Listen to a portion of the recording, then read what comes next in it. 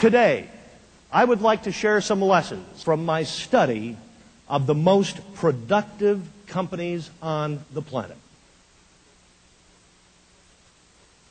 Are you aware that 40 steel companies in the United States have gone bankrupt over the past 4 years? And yet in the midst of that, here's Nucor Steel. Let me tell you what they've done. 131 consecutive quarters of increased profitability, 20% growth year in, year out. The average steel worker makes between $80,000 and $100,000 a year, and they've taken the length of time it takes to make a ton of steel from 11 hours down to 30 minutes. Now the question is, how in the hell can they do that while you've got 40 other steel companies going upside down? And then, World Savings. They trade under the name Golden West Financial. Headed by Herb and Marion Sandler, a feisty couple in their early 70s. It is the only company in the world, to have increased earnings per share, get this, 20% a year for 40 years without missing a beat. They attract deposits to their branches at twice the rate of their nearest competitor, and they run their branches for half the amount of money. How in the world is a company like World Savings able to do this? And then one of my other favorites, Ryanair. Ryanair is a discount air carrier based in Dublin that flies throughout Europe. Let me tell you what they do. We've all read a lot about Southwest Airlines, haven't we? I always hold them up as the darling of aviation. What a great company. And they are a great company. Ryanair outperforms Southwest 4-1 in every single operating metric. 4-1. In fact, they put 25 cents of every dollar in revenue straight to the bottom line. 10 years ago, a man in New Jersey who owns some Burger King franchises did all of his banking at a bank, one bank. And he was very unhappy with the level of customer service. So one day he sat down with the CEO of the bank to complain. And he said to the bank's CEO, he said, you know, you ought to run your bank like I run my Burger Kings. Well, you can imagine the predictable response of a big bank CEO. The banker sat there on his lard butt. You can just see him, can't you?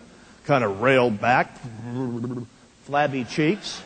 And he said, you know, you sell hamburgers. What the hell could you know about running a bank? So the Burger King guy looked at the banker and said, you know what? I don't like you. You know what I'm going to do? I'm going to buy your bank. And I'm going to fire your tired ass. And he did. And he did. And today, Commerce Bank of New Jersey is the world's fastest growing bank with more than 400 locations. They attract deposits per capita faster and higher than any other financial institution in the United States, and they run their bank like a Burger King. You want a bank on a Saturday? Come on in. You want a bank on a Sunday after church? Come on in. You want a kiddie playland inside the branch? Come on in. But you see, this banker sat there saying, I'm not willing to listen to anybody else unless they're a banker. So I challenge you today. Do you believe you breathe rarefied air?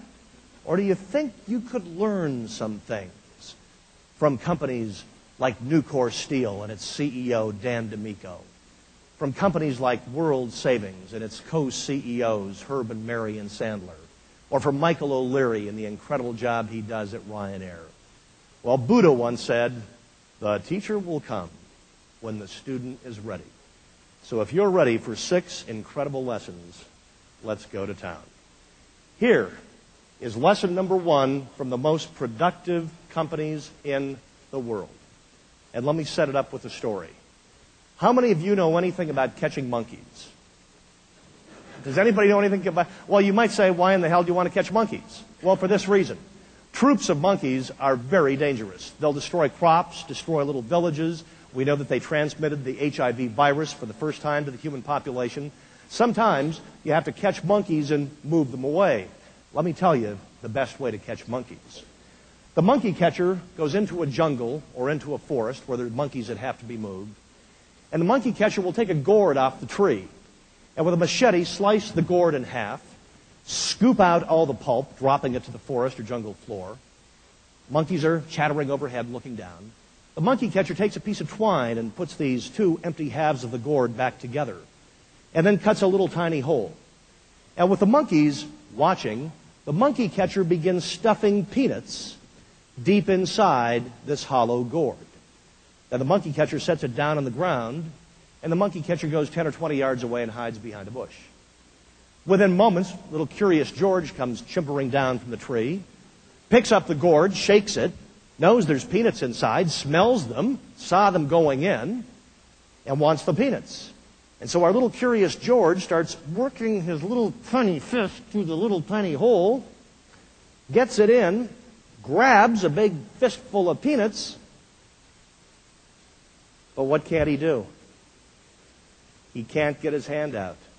And he starts to whine and cry and throw a little temper fit, but finally he'll accept help from anybody, and the monkey catcher comes up and very gently anesthetizes them, and then the monkeys are moved 30, 40, 50 miles away. I want you to answer in unison. What is the only thing that the monkey would have had to have done to have gotten free? What? To let go. But some primordial urging would not let the monkey let go. Here is number one, the first discovery that I learned studying the most productive companies in the world, and that is this. The most productive companies in the world have mastered the art of abandonment. They have mastered the art of letting go old stuff that no longer works. One of the things that I find is that truly great productive companies have mastered the art of saying, what are these things that we've always done this way that we need to let go of? Take a look at the companies that couldn't let go. What did Oldsmobile do 3 years ago? General Motors, desperate to save Oldsmobile, in the average year would spend $100 million advertising it. But what did they do? They spent $600 million of shareholders' money trying to convince the world that it's not your father's Oldsmobile. And yet we all knew the truth, right, didn't we? It's not your father's Oldsmobile. It's your damn grandfather's Oldsmobile.